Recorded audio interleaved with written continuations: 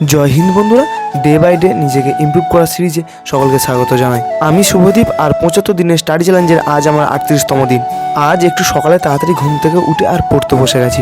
সম্ভবত আমি এত তাড়াতাড়ি ঘুম থেকে উঠি না, উঠি মাঝে মাঝে যখন ওই মাঠে যাই সেই দিনগুলোতে উঠি, আর বাকি দিনগুলো আমি একটু দেরি করেই উঠি। উঠেই প্রথমে আমি জিকেটা নিয়ে বসেছি। জিকেতে 40 মিনিট আর অঙ্কতে 40 মিনিট, এইভাবে দুটো পার্টে ডিভাইড করে নিয়ে পরপর দুটো ভালোভাবে কমপ্লিট করেছি।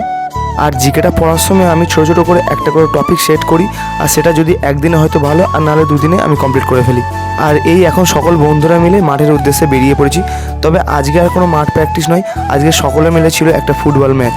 আর এই ম্যাচটা আমাদের প্রত্যেক সোমবার করেই থাকে।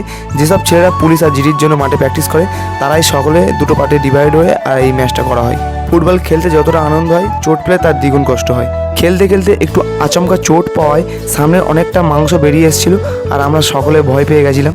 আর মাঠের পাশেই ছিল হসপিটাল, তো সেখানে গিয়ে বেসিক ট্রিটমেন্টটা করে নিয়েছি। তারপর প্রচণ্ড যন্ত্রণার দরুন আমাকে দুটো ইঞ্জেকশন দিয়েছিল। প্রথম কিছুক্ষণ ঠিক ছিল, কিন্তু আবার কিছুক্ষণ হাঁটাচলা করার পর পায়ে প্রচণ্ড যন্ত্রণা হচ্ছিল।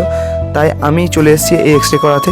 সামনেই মাঠ, আর পা কোনো রকম ভেঙে গেলে তো বিপদের শেষ নেই, এই দুশ্চিন্তা নিয়েই আমি অনেকক্ষণ ছিলাম। তারপর এক্স রে করাতে দেখলাম যে কোনো কিছুই হয়নি, ওই জায়গাটা অনেকটা মাংস থেঁতে লেগেছে, তাই ওই যন্ত্রণাটা হচ্ছিল। পা আমার ভাঙেনি, এটাই শুনে অনেক আনন্দে ঘরে ফিরছিলাম। তারপর বিকেলে এই বন্ধুর বাড়ি গিয়েছিলাম একটু পড়তে, কিন্তু আজ ছিল ইন্ডিয়া পাকিস্তানের ম্যাচ, তাই পড়াশোনা বাদ দিয়ে আমরা সকলে খেলাই দেখছিলাম। তবে আজ ইন্ডিয়া জিতেছে, আমরা সকলে বেশ আনন্দে ছিলাম। আর এই ইন্ডিয়া জিতেছে আর আমাদের পিকনিক হবে না, এটা কি কখনো হয়? আর আমাদের মতো ব্যাচেলারদের পিকনিক মানে খুব অল্প খরচে আর অল্প সময়ের মধ্যে যে মেনুটা তৈরি করা যায়, আর সেটা হলো মাংস আর ভাত। চলো আজকের মতো এইটুকুই, আর দেখা হবে নেক্সট ব্লগে। টাটা সকলকে।